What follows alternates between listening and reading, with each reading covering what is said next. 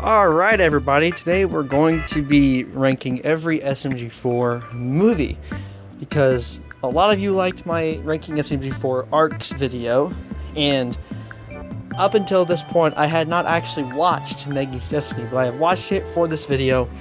So with that said, we are going to rank SMG4 movies, and let's start with Maggie's Destiny actually, because it's the most recent one I watched.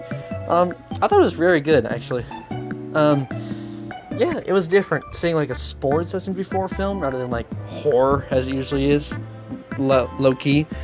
Yeah, I love like the whole character arc of like Maggie not wanting to use the ink boy and then like coming around to it at the end and like embracing like that's just something she has to have in order to win. And so yeah, it's a very solid film. I'm gonna put it in A. I think it's a super solid film.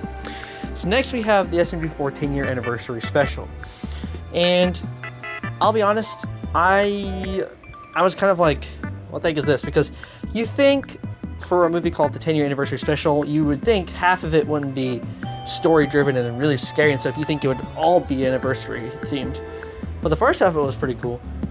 If you saw my SMG4 arcs video, you know I started watching the SMG4 in August of 2020 in the midst of the YouTube arc actually. So I don't know, I think this one's okay. It's not like the craziest thing ever, but it's still like, it's not like a bad thing. But if I'm being honest, I would put it in a B, low key. Now, Revelations. Oh, here we go. So Revelations, amazing movie. All right. If you watch my arc video again, you know that this movie basically carried the entire Revelations arc, and basically I feel like all 5 episodes that preceded the movie should have been combined into one big movie. But Revelations movie, amazing. Not only character arc, amazing. Amazing finale to the SMG4 cosmology lore, which, okay, I need to go on a side tangent here. Why do people consider the YouTube arc to be part of the cosmology saga? Like, Genesis and Revelations I get, but why do people think the YouTube arc counts? Because it has nothing to do with Niles, SMG0, the God Box, nothing. And yet still people still consider it to be part of the cosmology saga. So please enlighten me in the comments. But with that being said, I'm gonna go ahead and put Revelations at an A. Sorry for the screen rotation there. That was my bad. All right, it's got to be perfect. Ooh, this is really good. If you know that it's got to be perfect art, I put it in A in the art video. And I think I'm actually going to put this movie in S, because it is one of the greatest movies SMG4 has ever made.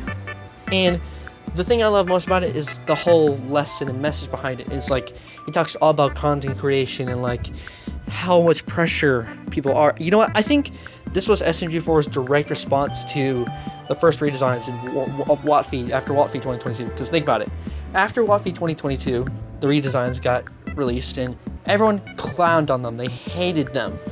And I guarantee you that SMG4 was genuinely frightful for his career after that, because this was the biggest uproar I ever saw. Except maybe after the whole like Tari drama in the beginning of 2024, but I don't know. I think this was SMG4's like direct emotional response, because like he genuinely feared that his career might die because of that one decision. So that just makes, in my head canon, that's real, and because of that, this movie is way more better than it normally would probably be. But anyway, enough glazing this movie. It's time for Western Spaghetti. Western Spaghetti. More horror. One-shot rent's awesome. It's kind of like a sequel, direct sequel to Maggie's Destiny, because, you know, it references Destiny and like all that stuff. But Western Spaghetti, I don't know, it's good. I love it. But I don't know. That's like 2 movies that have focused entirely on Maggie's character arc, and this movie is supposed to be like, oh my god, they're actually using other characters like Tari, but Tari, I don't know, just didn't really play that big of a role in my opinion. But the movie's still good, so I'll give it an A. I'll give it an A. There we go. Now all the fans will not crucify me anymore. So here we go. Puzzle Vision. as I said in the ARC video, the Puzzle Vision movie I was really excited going into, but then like they didn't do anything with his backstory, and I was just kind of like, that sucks. But like I said, Mr. Puzzles is very entertaining, very a good villain. I just wish he would have been written better, like his backstory and his motivations. Because like I said, we still don't know how he met the SMG4 crew, how he got like the demonic keyboard and acquired the facility that he gave to One Shot Ren or something, stuff like that. So it is kind of disappointing, but the movie was still okay. The TV parodies, I wasn't like the hugest fan of. Like the Puzzle Vision arc, I loved it so much up to the movie was because of Mr. Puzzles, because of him as a character. He was an enigma. They did a super good job building him up over a year and a bit, and maybe they wanted to keep that going by not directly revealing all his character backstory yet. Which, if that's the case, then that's fine. We got some parts of his backstory, but for right now, I'm gonna go ahead and put Puzzle Vision at a B. Still not a bad movie. I don't think there's ever been a bad SMG4 movie, but it's going in B. It's the lowest rated all so far. And now we get to Silence of the Cats. If you remember my ARC video, I made that the day after the Karen arc finished. And I was super hyped for Mr. Puzzles, and I still am, and I want them to do something with it.